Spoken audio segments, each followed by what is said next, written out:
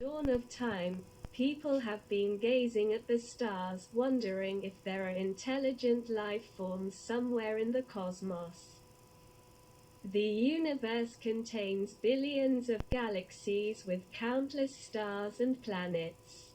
Most planets have extreme conditions, so life never arose on them. On many other planets, however, suitable conditions may exist, and organisms may gradually have developed there. Most of them probably did not evolve into intelligent life forms. But perhaps other planets developed intelligent beings at some point in time. If so, how would such aliens perceive us? If they discovered the existence of life in our star system, would they consider the Earth a threat? Would aliens be positive towards us? Would they try to help us? Would they be with peaceful intentions?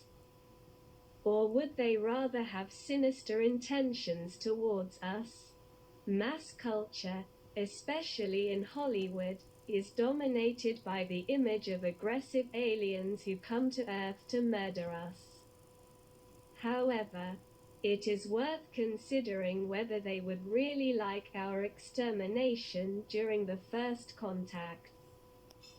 Perhaps they would reach such a level of moral and social development that they would not harm us at all, but would rather help us. There are several reasons why aliens should have peaceful intentions towards us. First, scientific and technological development brings with it also moral development. If a civilization is able to leave its star system, it must have the appropriate technology, which took many years and a lot of sacrifice to obtain. Development is symmetrical. At first, intelligent beings, contrary to appearances, are not so intelligent because they are barbarians who murder with spears and clubs. Then comes the next stage where they make a social contract and learn to live with each other. After a long time, such creatures come to the conclusion that instead of waging senseless wars, it is better to establish peaceful relations with neighboring tribes or states. This is especially evident on Earth, where, after hundreds of years of continuous war and plunder, we have learned that peace is a much better method of mutual existence. Of course, we still fight brutal wars in some regions of our planet, but looking at our history from 70 years ago, we can see a significant improvement. It is possible that similar processes also exist in potential communities on other planets. The alien civilization that is capable of leaving its star system is certainly ahead of our level of development for at least several hundred years. It is very possible that eventually each advanced civilization unites and creates planetary structures, thus achieving long-term peace. In this situation, it is hard to imagine that by suddenly reaching another inhabited planet, representatives of such a civilization would wreak terror and havoc there. Besides, even if the aliens were divided in such a development of technology resulting in the possession of nuclear energy, they would not fight against each other, and only marginal disputes. Claiming that a possible conflict threatens with total destruction, similar principles of operation could be implemented in contacts with other civilizations. Although of course the morality of such creatures may also be completely different from ours.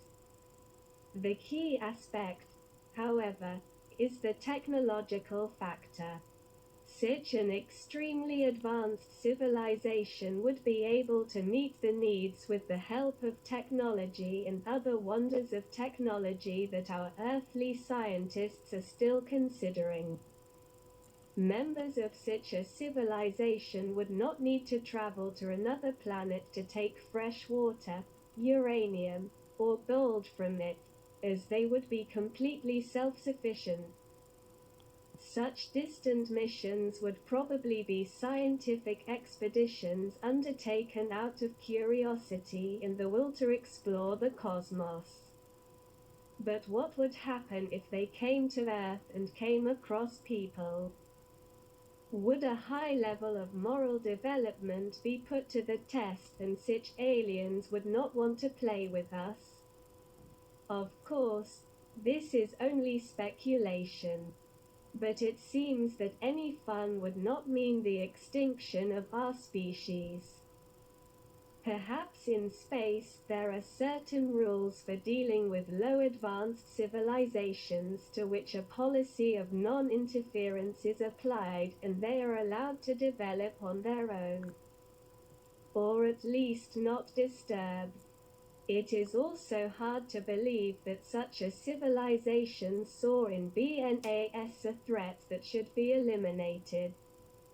With such a technological difference, neutralizing aggressive Earthlings would not be a problem for them. However, they probably wouldn't think of us in such terms at all. However, there is a potential motive that could make aliens hostile to us.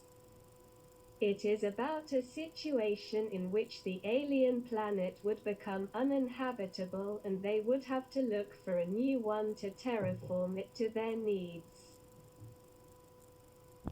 In that case, they would probably put their moral commandments aside and try to colonize us.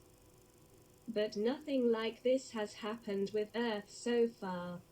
In such considerations, it is worth remembering the hypothesis of the ancient astronauts. According to current knowledge, the universe is almost 14 billion years old, which gives plenty of time for advanced civilizations to arise in other parts of our galaxy that may have visited us thousands of years ago. All ancient cultures tell the story of divine beings who came to them from heaven in flying houses or in fiery chariots. If, for the purposes of these considerations, we accept that the theory of ancient astronauts is true and we have been visited by aliens for thousands of years, these beings must have peaceful intentions towards us. Despite so many years, we are still alive and developing peacefully, not worried about the threat of extinction. If they wanted to hurt us, it would take them a few minutes to destroy our species. When analyzing the ancient stories of cultures from around the world, we can see that good gods descending from heaven and caring for people were described there. This is well illustrated by the cases of such divine beings as Bep Kororoti and many others. These divine teachers brought people moral commandments and often helped them, for example, warning them against dangerous cataclysms. Looking at all cultural legends, it is clear that the activity of aliens on Earth was peaceful. Perhaps they are still waiting for us to reach the appropriate level of development to be able to establish official contact with us. Such a situation can be compared to a parent-child relationship, where the parents see the offspring and wait patiently until it reaches the level of reason. On the other hand, if aliens have never visited us, and they would soon be visiting us, most of the premises indicate that they would not do us any harm. It is very possible that they would even feel sorry for us looking at the conditions in which we live. In the next videos, we will consider with what technology they could come to us, and what evidence shows that they have been monitoring our development for thousands of years. I encourage you to subscribe to the channel.